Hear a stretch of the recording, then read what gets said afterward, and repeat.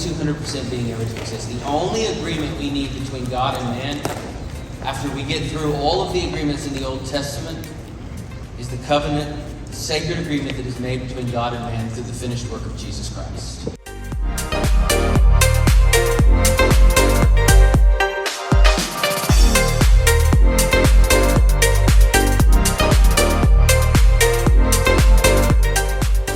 But whatever one's views are on the pandemic and whatever one's views are on our culture right now, everybody seems to agree on this. We have never been more divided. We've never been more polarized.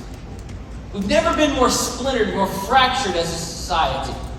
But could we get to a place, if only for a weekend, if only for one conversation, where we're not explaining the problem ad nauseum, but rather we're asking a very different question. Instead of what's wrong, could we just stop for a moment and ask what could be?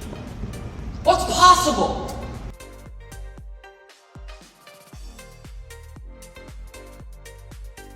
Not playing. Yeah. All right, there's a bat there, and it's like playing baseball. It's similar to that. If you don't put what's going on down there, it's goal for the pitcher.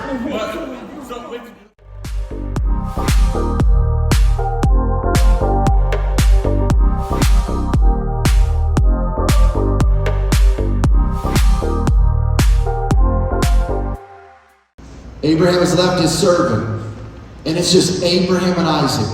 Everybody look right here. Isaac looks at his daddy and goes, "Where's the lamb?" And his father, looking at his son, just uses some creative, sanctified imagination, goes, "You're it."